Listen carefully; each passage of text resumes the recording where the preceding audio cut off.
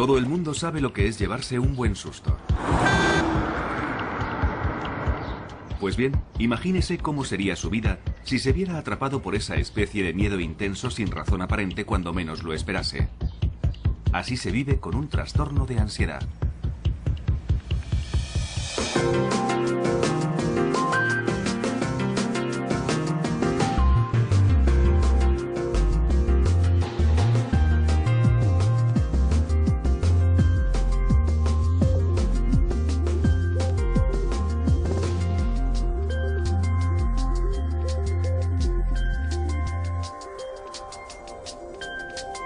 Es normal sentir desasosiego en situaciones angustiosas o peligrosas, pero normalmente pasa rápido y la vida continúa. Sin embargo, la ansiedad es continua y para algunas personas no pasa. Se convierte en un problema que termina controlando sus vidas. Me di cuenta de que me dejaba llevar por el pánico cada vez que salía de casa. Mi casa era el único lugar seguro. Así que si estaba dentro de estas paredes me sentía segura. Incluso tener que ir al buzón era algo tremendo. Sandra Snow tenía 30 y pocos años, estaba felizmente casada y tenía 2 hijos de menos de 5 años cuando la ansiedad empezó a apoderarse de ella. Cada vez que salía y cogía el coche, estaba deseando volver a casa. Y nada más llegar me empezaba a sentir bien. Descansaba un rato y me ponía bien. Después empecé a pensar, no son simples mareos, tiene que ser algo más. Tenía palpitaciones en el coche, me sentía mareada, con náuseas e incómoda. Y llegó un momento en que dejé de salir, siempre estaba en casa, ponía excusas, decía que no me encontraba bien, que tenía dolor de cabeza, que tenía algún virus estomacal, que estaba enferma, que los niños no estaban bien. Me inventaba cualquier excusa. Al recordarlo, Sandra es consciente de que evitó hacer ciertas cosas durante mucho tiempo. Pero después de 3 meses particularmente agobiantes a cargo de sus 2 hijos pequeños, de un marido enfermo, un negocio y de ella misma, la ansiedad le superó. Hace como un año, digamos que empecé a evitar algunas cosas. No quería ir al cine y cosas así, ni estar entre mucha gente. Y además creo que el estrés de cuidar de mi familia también influyó de alguna manera. Durante los 7 años siguientes, Sandra vivió un constante miedo diario a los ataques de pánico que llegaron a controlar su vida. Es una sensación horrible. Por eso la gente dice que debe ser parecido a un infarto. El corazón te late muy rápido y tienes un ligero dolor en el pecho. Te falta la respiración. La cabeza te da vueltas. Te tiemblan las rodillas y no sabes si vas a vomitar porque todo es muy confuso. Tienes el estómago, la cabeza, todo el cuerpo como sobresaltado. Supongo que es una especie de sobresalto, una sensación horrible. En el núcleo de estas sensaciones tan desagradables está la ansiedad y un mecanismo que todos tenemos para sobrevivir al peligro inminente que es luchar o huir. Se conoce como respuesta lucha-huida. La ansiedad es un síntoma normal. Todos somos capaces de experimentarla. Pero en los trastornos de ansiedad, las rutas de dicha ansiedad son demasiado sensibles. Afectan mucho más a la gente que sufre trastornos de ansiedad que a la gente que no tiene esos problemas. Estas rutas de ansiedad afectan a 3 partes principales del cerebro. El estímulo, que históricamente era un animal salvaje y que hoy en día es más parecido a un coche de carreras, llega al cerebro a través de los ojos y la respuesta se coordina en una parte del cerebro conocida como amígdala. Esto activa la parte pensante del cerebro, la corteza prefrontal. A la vez, la célula más primitiva del cerebro se acciona provocando la ansiedad y por consiguiente la respuesta de lucha-huida. Aumenta la tasa cardíaca. La respiración se hace más rápida y se entrecorta. Y los músculos se contraen. Todo ello tiene como objetivo sobrevivir al peligro físico, pero lo que hace es provocar un ataque de pánico por una mala interpretación provocada por los trastornos de ansiedad. Porque si se padece un trastorno de ansiedad, estas partes del cerebro se activan fácilmente. Se sufre un ataque de ansiedad Y al experimentar miedo, se tiene un pensamiento distorsionado. Algo terrible va a ocurrir. Vas a perder el control. Vas a sufrir un infarto. Vas a morir. Y para el 10% de personas que sufrirán un ataque de pánico, es el miedo a tener otro lo que puede producir que se instale el trastorno. Bueno, el típico ejemplo es el de una persona que sufre un ataque de pánico en un lugar muy concurrido, como un supermercado lleno de gente un jueves por la tarde. Es una experiencia verdaderamente horrible. La persona vuelve a su casa pensando en cuándo tendrá otro de esos ataques de pánico. Terminan sintiendo una ansiedad permanente. Se denomina agorafobia, que etimológicamente significa miedo a los lugares públicos abiertos, es decir, se tiene miedo a ir a cualquier lugar desprotegido. Evidentemente no quieres tener otro ataque de pánico, así que solo piensas en el próximo ataque y en el lugar donde te ocurrirá, ya que puede pasarte en el sitio más inesperado. Y no quieres estar fuera de tu casa cuando ocurra, porque no quieres sentirte vulnerable. ¿Cómo vas a sobrellevarlo si estás fuera? Es decir, cuando estás fuera, no puedes llegar a casa rápidamente. Así que terminas evitando salir, porque sabes que si tienes un ataque en el supermercado, no volverás al supermercado. Si tienes uno en la lechería, no volverás a la lechería. Y terminas evitando todo lo que te hace sentir incómoda, que finalmente es todo. Durante 7 años, Sandra apenas salió de su casa, y mientras algunas personas que sufren ataques de ansiedad o agorafobia tienen muy pocos ataques de pánico, para Sandra formaban parte de su vida, y cualquier cosa podía desencadenarlos en cualquier momento, como por ejemplo, salir por la puerta de su casa. Digamos que mi desafío cada mañana era salir a recoger el correo. Me obligaba a hacer ese tipo de cosas insignificantes. Pensaba que ir al buzón era mi forma de hacer algo. Me hacía sentir un poco útil, así que ir a recoger el correo era una especie de objetivo diario. Incluso haciendo eso, el riesgo de sufrir un ataque de pánico siempre estaba ahí y siempre era muy desagradable. Te tiemblan las piernas. Sientes que te tienes que agarrar a algo. Yo me tenía que agarrar a lo que fuera. Si no tenía un bastón, me tenía que agarrar a un seto o a algo que tuviera cerca. Pero tenía que agarrarme a algo para no descentrarme, para poder dar el siguiente paso. Necesitaba algo donde agarrarme. La cabeza te da vueltas. El corazón se te acelera. Yo no podía mirar a los lados, solo podía mirar al buzón y después darme la vuelta y volver. A veces incluso le era difícil hacer las tareas domésticas por el efecto que tenían en su ritmo cardíaco. Creo que es porque cuando haces algo extenuante, aunque pasar la aspiradora no lo sea, estás haciendo algo que acelera tu ritmo cardíaco. Y esas palpitaciones son parecidas a las que tienes cuando sufres un ataque de pánico. Es una sensación que la mayoría de la gente ni siquiera nota y aunque lo hagan no le dan importancia. Pero cuando se padece un trastorno de ansiedad, el aumento del ritmo cardíaco puede activar la ruta hacia la amígdala, que a su vez activará la ruta a la parte pensante del cerebro, donde se malinterpretará como el comienzo de un infarto. Por eso se siente ansiedad y el ritmo cardíaco se acelera y las rutas se activan. Es un círculo vicioso que termina en el ataque de pánico que se estaba intentando evitar a toda costa.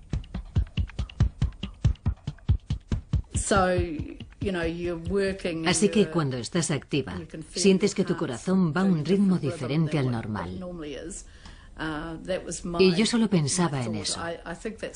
Y creo que por eso me sentía tan incómoda pasando la aspiradora. La cabeza me daba vueltas y no me gustaba esa sensación porque era muy frecuente. Me hacía sentir muy mal, así que la mayoría de las veces barría. Barrer era lo mío. Dependiendo de la naturaleza del trastorno de ansiedad, se dejan de hacer ciertas cosas para evitar lo que se cree que provocará el siguiente ataque de pánico. La palabra ratones no se podía decir en casa. Ni ratón. Tampoco podía ver fotografías de esas cosas en la casa por mi miedo a tener un ataque de pánico y morir. 1 de cada 5 personas sufrirá un ataque de pánico en su vida y 1/4 de ese porcentaje padecerá una fobia específica. Muchos saben lo que es sentirse incómodo cerca de una araña o de un perro. Pero si se padece una fobia específica, esas cosas y el ataque de pánico que pueden provocar adquieren proporciones aterradoras. Una de las partes principales de un ataque de pánico que no se da en la ansiedad normal es tener una sensación de fatalidad inminente, además de unas sensaciones físicas verdaderamente intensas. Cuando Joyce Waddington tenía 20 y pocos años y 2 niños menores de 5 años, su enorme deseo por evitar más ataques de pánico superaba con creces los niveles de ansiedad normal. Bueno, mi paranoia llegaba al punto de pensar que había ratones en el tejado. Creía que había miles de ratones y que un día se derrumbaría y todos los ratones me caerían encima, por todo el cuerpo. Ver un ratón me matará, porque sufriré un ataque de pánico tan grande que moriré. Joyce era presa de una fobia totalmente desarrollada a los ratones, una fobia específica o simple. Es cuando la gente tiene un miedo concreto a cierto tipo de situaciones, a un objeto o a un animal del que están cerca. Y al quedar expuestos a ello, o simplemente el pensar en estar cerca, tienen una reacción inmediata de ansiedad, pasan mucho miedo y quieren huir, y terminar con esa situación o resisten con gran dificultad. Normalmente se trata de alturas, espacios cerrados, espacios abiertos, fuertes vientos, agua, perros, gatos, serpientes, arañas, polillas, pájaros, insectos, ratones, agujas, sangre, médicos, hospitales. Hay cientos de fobias, pero estas son las más comunes. Todo parece bastante inofensivo, pero cuando se tiene una fobia específica, esta puede controlar la vida de una persona. No me podía quitar de la cabeza la obsesión de que había ratones en cualquier sitio.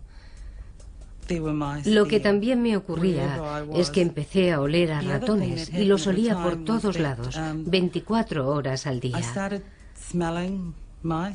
Mentalmente, intentaba quitarme la idea de que había ratones en mi casa y en la de los demás.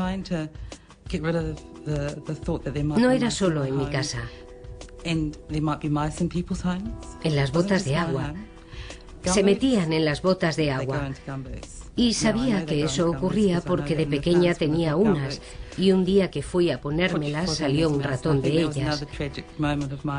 Creo que ese fue un momento trágico de mi infancia. Me fui a poner las botas de agua y salió un ratón de una de ellas. Los ratones se meten en cualquier parte y en ese momento me provocaron mucho estrés. Evidentemente, el estrés que Joyce sentía por los ratones era exagerado, pero eso no impidió que controlara su vida intentando evitarlo.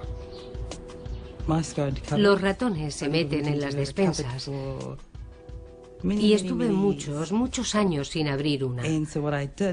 Lo que hacía era poner en la encimera todo lo que normalmente se guarda en los armarios de la cocina y que utilizaba a menudo. O lo ponía en otros sitios para no tener que abrir los armarios. Tazas, platos, sartenes, cualquier cosa que normalmente se pone en una despensa, yo lo tenía en estanterías. Detrás del huidizo comportamiento de Joyce se ocultaba un miedo desesperado por lo que pudiera ocurrir si veía un ratón. Creía que me quedaría sin respiración, que no podría respirar, que me desmayaría en cualquier momento y que me moriría. Esa sería la reacción que tendría si veía un ratón. Recuerdo que en una ocasión me subí a una mesa. Creo que estuve subida unas 6 o 7 horas. Me quedé paralizada. No me podía mover. Creo que se denomina estado catatónico. Es cuando la gente se queda paralizada en un determinado momento. Hay quien tarda un buen rato en salir de ese estado. Yo solo pensaba en que viniera alguien a salvarme y todo terminó bien. Pero no podía bajar sola, porque ni siquiera sabía que estaba subida a la mesa. Mi marido no estaba en casa en ese momento, así que tuve que esperar a que llegara y ahí estaba yo, subida a la mesa. Y se quedó como diciendo, Dios mío, ahora me hace gracia, pero entonces no me hizo ninguna. En cualquier lugar, pero sobre todo fuera de su casa, el miedo a los ratones siempre acompañaba a Joyce. Nunca me sentía segura. Podía estar paseando por la calle y el miedo estaba ahí. No me sentía segura. De hecho, llegó un momento en que conocía mi casa, conocía todos los rincones de mi casa y me aislé mucho. Cuando salía no conocía las casas de otra gente, no las conocía. Joyce terminó por no salir para nada de su casa. Creo que debieron ser unos 11 o 12 años, quizás. No salía de casa. Era más fácil quedarme y no salir, estar en casa con mis hijos. Y sí, supongo que aislarme. El miedo de Joyce a los ratones era muy intenso y no había nada que su marido ni nadie pudiera hacer para que cambiara. El objeto de tu miedo se convierte en algo aterrador y se tiene que evitar a toda costa.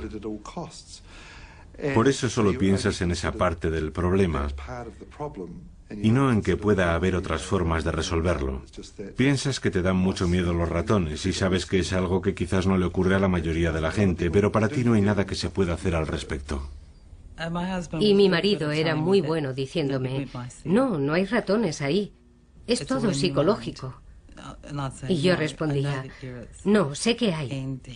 Y a pesar de todo lo que me decía, yo seguía pensando que había ratones. No me importaba lo que dijera, estaba convencida de que había ratones. Pero gracias a su marido y a un artículo periodístico conoció una asociación que tenía una línea telefónica de ayuda a las 24 horas del día para fóbicos. A partir de ahí todo empezó a cambiar. Y me dijo, creo que esto es lo que te está ocurriendo a ti. Deberías llamar a esta persona. Así que llamé a Marcia y empecé a hablar con ella por teléfono. Y me empezó a informar sobre el miedo que padecía. No supe que se trataba de una fobia hasta entonces. Y volví a recuperar mi vida, porque había dejado de tenerla hacía 12 años. Algo hizo que Joyce se diera cuenta de lo que le ocurría, y al ser consciente de que tenía un problema, supo que existía la posibilidad de hacer algo al respecto.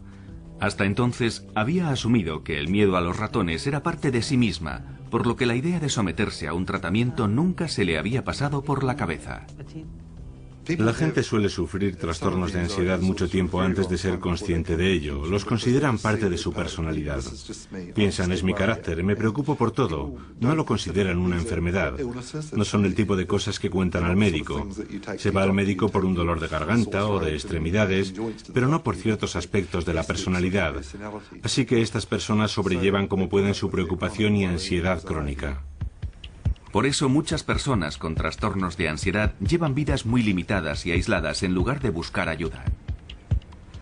Durante muchos años he hecho de todo para ocultar los síntomas sin saber con seguridad qué ocurría en mi propio cuerpo. Ni siquiera podía reunir la suficiente valentía como para preguntar a alguien ¿qué me está pasando? Asumí que era algo normal. A menudo suelen padecer diversos trastornos de ansiedad y pueden ser desesperantes. Si no se ha sufrido un trastorno de ansiedad, no es fácil comprender la intensidad que pueden llegar a alcanzar la angustia y el miedo. La preocupación acaba acaparando todo el tiempo. No es una preocupación sobre ciertos hechos aterradores que puedan ocurrir, sino sobre todo.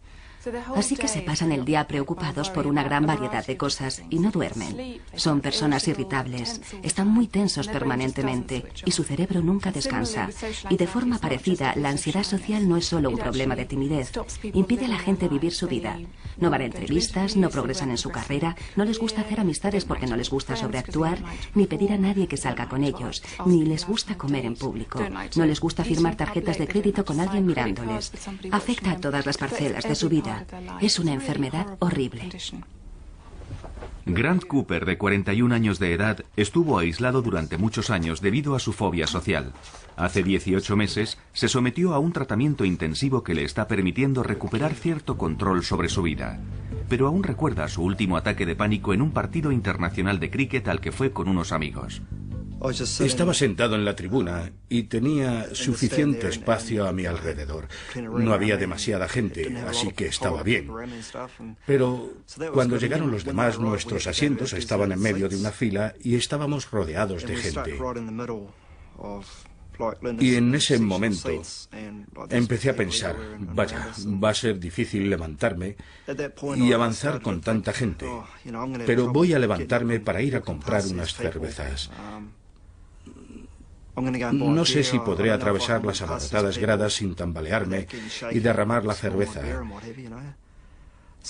Y fue entonces cuando empecé a sentirme muy tenso y angustiado. Empecé a tener síntomas muy fuertes en las piernas. Las tenía muy tensas. Y en las 2 horas que duró el partido estuve más concentrado en las sensaciones de mi cuerpo que en el partido de cricket. Durante años, Grant había intentado sobrellevar su ansiedad solo. Incluso cuando se dio cuenta de que tenía un problema, fue reacio a hablar de sus síntomas. A menudo son enfermedades que se padecen en silencio. El trastorno de ansiedad generalizada se suele padecer durante 20 o 25 años antes de ser tratado. Esas personas viven con un exceso de preocupación. Y en algunos casos la fobia social se suele sufrir 10 o 15 años antes de que se trate. Ahora tengo 41 años. Y sí, ahora soy consciente de ello. He empezado a ser consciente de que tengo problemas desde los 13 años. Grant recuerda perfectamente el comentario del compañero de clase que le hizo sentirse angustiado por primera vez. Hizo un comentario sobre la forma en que yo andaba, sobre cómo caminaba entonces. Y sí, no sé qué estaba haciendo en ese momento, no lo sé. A veces siento que ando normal y otras veces creo que me observan. Y cuando me siento observado es cuando me pongo tenso y angustiado y se me agarrotan los músculos. A pesar de tener una infancia feliz, Grant fue un niño tímido y retraído. Recuerdo que era un niño nervioso y, bueno, también angustiado. Me daba miedo participar en muchos deportes y ese tipo de cosas. Era un niño muy callado y no me gustaba destacar. Pero padecer un trastorno de ansiedad no es simplemente una cuestión de timidez extrema. Las personas que sufren trastornos de ansiedad tienen quizás un tipo de personalidad subyacente muy sensible y angustiada, pero también tienen una afección que es más específica y que puede ser una ansiedad social, una fobia o lo que sea, o incluso una preocupación excesiva. Y nadie sabe en realidad por qué algunas personas desarrollan este tipo de trastornos y otras no. Es un curioso comportamiento del cerebro que no comprendemos totalmente. No sabemos por qué actúa de esa forma, si es debido a determinados percances durante la infancia, a algún tipo de vulnerabilidad genética. No sabemos por qué el cuerpo reacciona de esa manera peculiar, pero no tiene nada que ver con una posible debilidad. Estas personas no eligieron ser así, simplemente son así. Igual que otras personas que padecen otro tipo de enfermedades médicas. No es que sean más débiles, simplemente son así. Mala suerte. Los trastornos de ansiedad afectan al 20% de la población y si se tiene la mala suerte de ser socialmente fóbico, estar con otras personas se puede convertir en un verdadero calvario. Recuerdo que una vez, saliendo de casa, escuché unas voces en mi cabeza que me decían: No quiero ir, no quiero ir. Y era como si gritaran dentro de mi cabeza. Cheryl Freeman, una mujer felizmente casada y con 2 hijos que ahora estudia psicología, cree que su fobia social surgió de un trastorno de ansiedad generalizada que había comenzado 10 años antes. Llegó un momento en que me daba miedo hacer muchas cosas, sobre todo cosas relacionadas con la comida. No quería comer alimentos si no sabía cómo habían sido procesados. No quería ser la primera en comer algo. Me daba miedo que algo estuviera envenenado. Y también ir al baño. Recuerdo que en una acampada tenía miedo de que alguien hubiera podido envenenar el papel higiénico. Algo bastante irracional. Por esa época, Cheryl tuvo uno de sus extraños ataques de pánico. Había comido unos frutos secos y empecé a sentir que me hinchaba. Aparte de que uno se hinche por dentro, yo creía que me estaba hinchando por fuera. Así que me fui a mirar en el espejo y me miraba y me volví a mirar y empecé a notar los síntomas. El corazón se empezó a acelerar, así que llamé a una ambulancia y me llevaron al hospital. Me conectaron a un monitor cardíaco y mi corazón iba a 100 por hora. Me asusté mucho. Creía que me moría. Cuando tuvo el siguiente ataque de pánico, el trastorno de ansiedad de Cheryl ya se había convertido en una fobia social. Me daba miedo ser juzgada y criticada por otras personas. Sentía que todo el mundo me miraba, que no era lo suficientemente buena. Ese miedo a lo que otra gente pudiera pensar de ella le provocó una grave reacción física. Si íbamos a algún sitio donde hubiera más gente, pensaba, no les gusto, no les gusto. Y empezaba a tener un ataque de pánico. Era muy duro, porque sentía un dolor muy fuerte en las piernas. Temblaba. El corazón se me disparaba. Perdía totalmente el control y mi marido terminaba llevándome de vuelta a casa. Y si pasábamos por el hospital, yo le decía, creo que deberíamos parar para que me examinen. Y él me decía, no, es solo eso, estás bien. Y después llegaba a casa, me tumbaba en la cama y tenía mucho miedo de que eso me terminara matando. Los trastornos de ansiedad pueden provocar ataques de pánico o no. Sin embargo, cuando la persona se ve en la situación que teme, sufrirá uno. Un fóbico a los ratones, al enfrentarse a un ratón, tendrá un ataque. Un fóbico social, si se ve obligado a actuar o hablar en público, sufrirá un ataque de pánico. O una persona que padezca agorafobia tendrá un ataque de pánico en un lugar concurrido donde no podrá escapar. A pesar de las similitudes, los diferentes trastornos pueden diferenciarse claramente cuando se pregunta a los fóbicos a qué tienen miedo exactamente. Y la diferencia es que alguien con una fobia social odiará ser el centro de atención, odiará estar bajo la mirada de otra gente y tendrá mucho miedo a hacer algo que le humille o que le deje en ridículo. Y eso es muy diferente a lo que siente alguien con un trastorno de ansiedad cuyo miedo es sufrir un infarto, desmayarse, la sensación de fatalidad inminente. Con esa pregunta se obtienen respuestas muy diferentes. Otras diferencias son que alguien con fobia social no querrá tener a nadie cerca para que nadie vea lo humillante o lo estúpido que parece, mientras que alguien con un trastorno de pánico sí querrá tener a alguien cerca para que le ayude en caso de sufrir un infarto o algo así. Y las rutas del cerebro que están activadas también diferirán dependiendo del trastorno que se padezca. Cuando se han estudiado grupos de personas con estas afecciones y se han analizado qué partes del cerebro se encienden y cuáles se disparan en una situación que provoca ansiedad, parece que también son diferentes dependiendo del trastorno que se sufra. Por tanto, con la ansiedad social parece haber más actividad en la parte pensante del cerebro y en la amígdala que coordina la respuesta de la ansiedad. El trastorno por pánico activa esas dos partes del cerebro, pero también la parte inferior y más primitiva del cerebro responsable del lado físico de la ansiedad.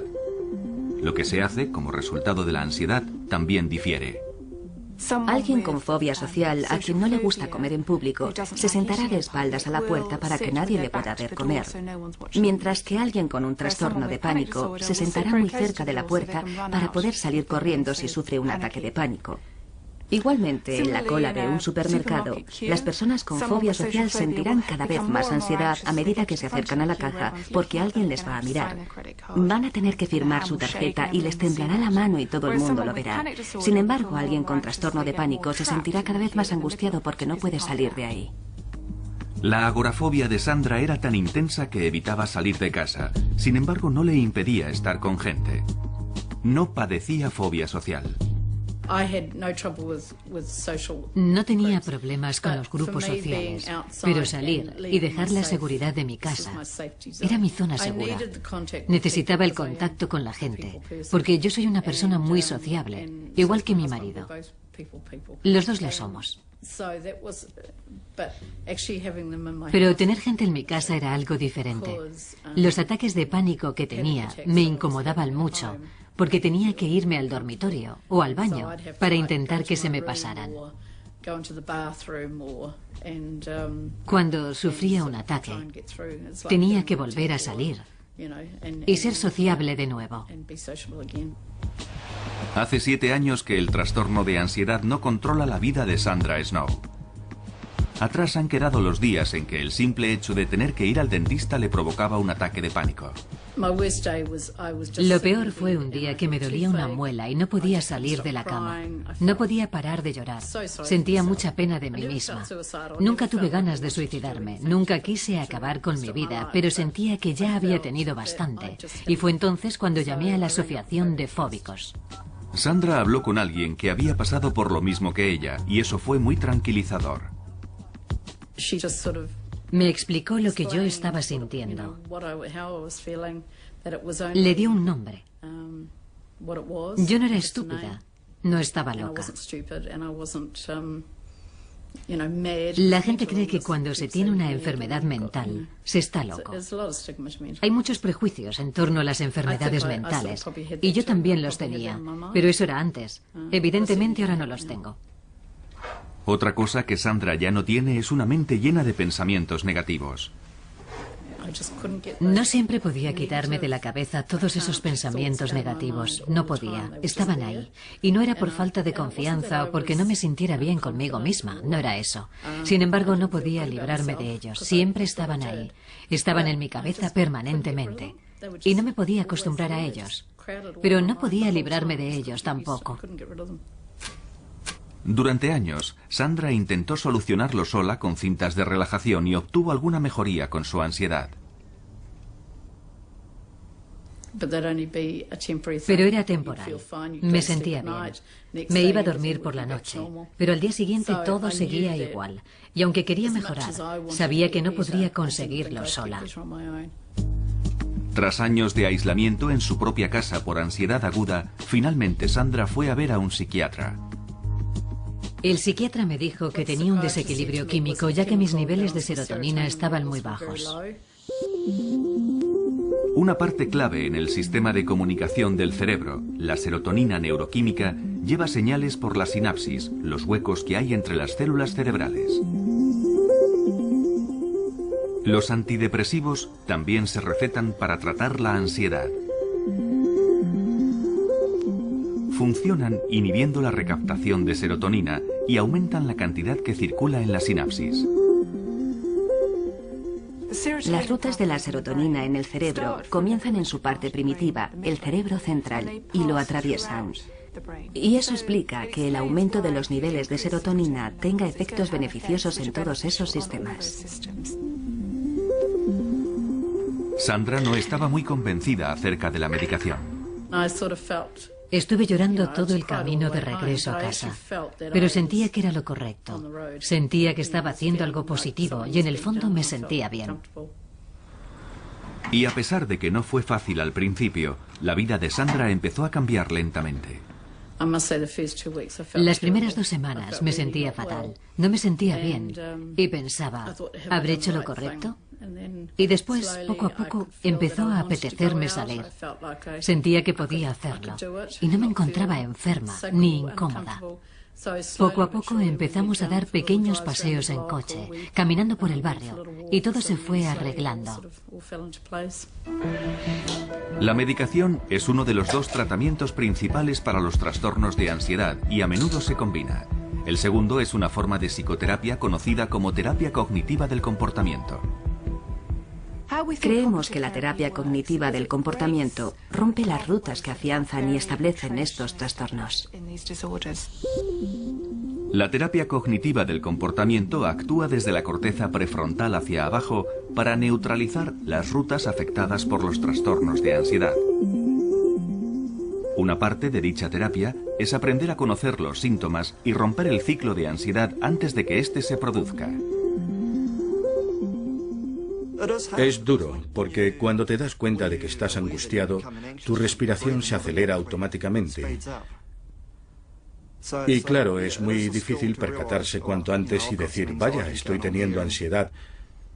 Necesito concentrarme en la respiración. No se puede controlar sin que la gente se dé cuenta de que le está pasando, y eso ralentiza mucho las cosas. Pero cuando las cosas se tranquilizan, los síntomas empiezan a desaparecer.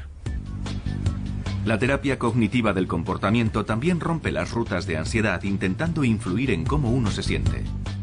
Las emociones son experiencias muy fuertes y también relativamente primitivas. Las emociones hacen trabajar a una parte del cerebro conocida como sistema límbico, y aprendiendo a controlar la manera de pensar, se pueden controlar de alguna manera las emociones y los síntomas físicos de la ansiedad. Un fóbico social, cuando está entre gente, piensa que todo el mundo le observa y odia ser el centro de atención porque está convencido de que va a hacer algo verdaderamente embarazoso. Con la ayuda de la terapia cognitiva del comportamiento, se aprende a tener un punto de vista más realista del mundo y a darse cuenta de que no se es el centro de atención. Al principio es duro. Sí, es duro. Pero cuando empiezas a desafiar a los pensamientos negativos, estos dejan de ser tan fuertes. Empiezas a estar por encima de ellos, pero al principio sí, sin duda alguna tuve que escribir muchas cosas y retar a mis pensamientos negativos con pensamientos positivos. Estas mismas técnicas ayudaron a Cheryl Freeman a escapar de la angustiada vida que llevaba, intentando evitar todas las situaciones que le pudieran provocar un ataque de pánico. La forma más fácil de impedir un ataque de pánico era evitar las cosas que me daban miedo. Y básicamente empiezas aquí. Te da miedo algo. Así que estás aquí y tu pequeña caja se hace cada vez más pequeña hasta que tu vida es así. Y mientras estés dentro de esa caja pequeña, estás completamente bien. No es una gran vida. No hay muchas cosas de las que disfrutar. Los estudios han demostrado que tanto la terapia cognitiva del comportamiento llevada a cabo correctamente como la medicación son tratamientos eficaces para el 60 o el 70% de la gente que padece trastornos de ansiedad. La terapia cognitiva fue una parte esencial en la recuperación de Cheryl, ya que le ayudó a superar su dependencia. Tienes que intentar volver a confiar en tu forma de pensar. Y hasta que lo consigues, utilizas el pensamiento de otras personas. Pero sí, esa es una parte muy importante del proceso para llegar a la etapa en la que puedes pensar, vaya, se me está acelerando el corazón, ¿por qué? Ah, vale, porque he subido escaleras. O puedes estar en una situación en la que te sientes alterado o nervioso y piensas, bueno, no pasa nada porque esté nervioso, todo el mundo puede estar nervioso. Hay que aprender a confiar en uno mismo. Cheryl combinó la terapia cognitiva del comportamiento con otras técnicas como el Reiki, la relajación y la meditación. Sin embargo, cree que fue la medicación a la que al principio fue tan reacia la que le ayudó a poner toda la teoría en práctica. Hice muchas cosas porque tenía miedo de la medicación. Era uno de mis miedos generalizados. Me había propuesto hacerlo de una manera natural y lo quería conseguir para decir al mundo, se puede hacer así, no hace falta la medicación. Pero Cheryl fue finalmente a un psiquiatra que le dijo que también sufría una depresión. No le creí, pero tenía razón, porque la vida no me parecía divertida. No tenía alegría. No tenía felicidad. No tenía felicidad en mi interior. No la tenía. Así que estaba deprimida y muy angustiada. Cheryl empezó a tomar la medicación y tras varios meses aumentando gradualmente las dosis, consiguió controlar su ansiedad. La primera vez que me di cuenta fue en una boda. En la iglesia estaba muy contenta y pensé, vaya, esto está bien. Y después, durante la cena, comí. Y comí lo que habían puesto, todos los platos. Y bebí un par de copas de vino y hasta bailé. Estaba muy relajada y pensé, es fantástico.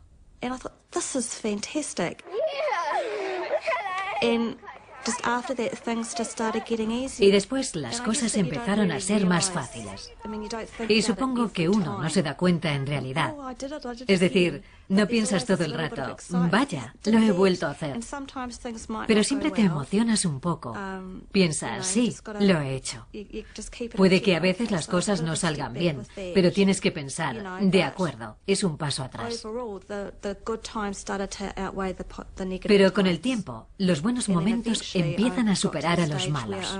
Y llega un día en que deja de haber malos momentos.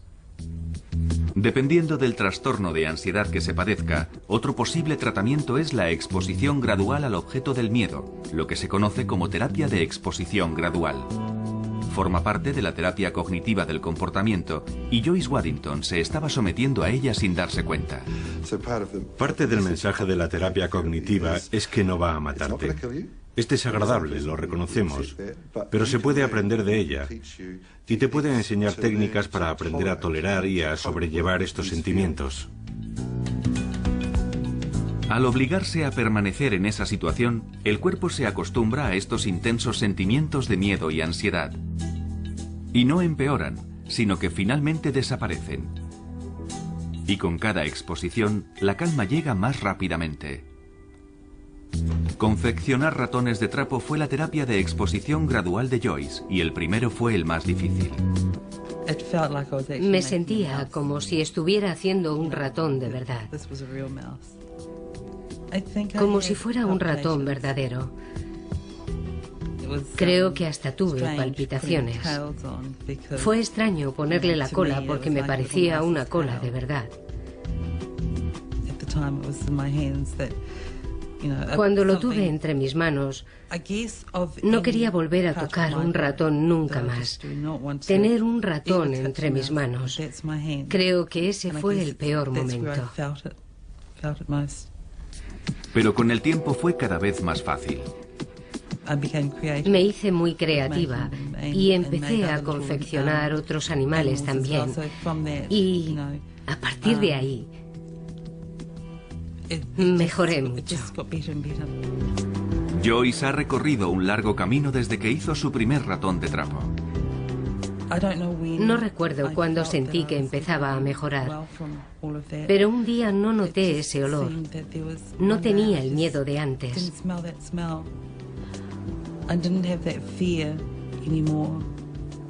Y empecé a salir, a vivir. Podía conducir.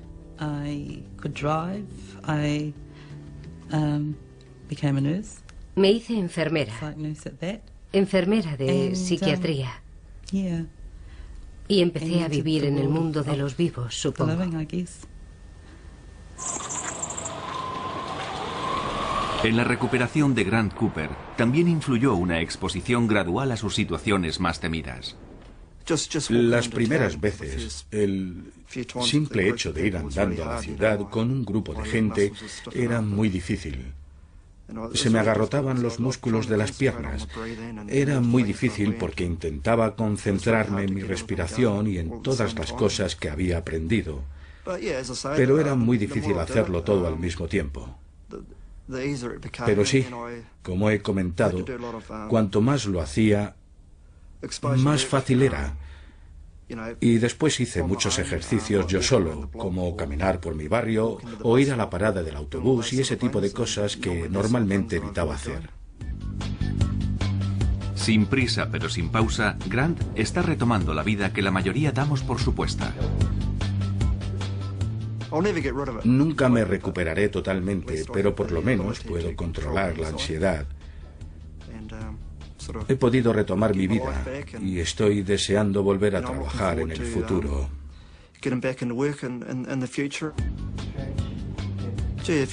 Caray, si vieras cómo estaba hace 18 meses. Hace 18 meses me sentía como un mini roto y ahora me estoy empezando a sentir como un Rolls Royce. Está muy bien. El trastorno de ansiedad de Sandra Snow la mantuvo aislada 7 años, pero solo se arrepiente de una cosa. Si hubiera sabido que iba a ser tan fácil mejorar, ponerme bien, habría hecho algo al respecto antes. Sandra aún recuerda la primera vez que salió en coche, después de 7 años. Recuerdo que cuando salimos a dar una vuelta en coche, Greg decía que era como llevar a un turista a pasear, porque había muchos edificios nuevos que no conocía. Casas nuevas, calles nuevas, zonas renovadas, en fin, muchos cambios.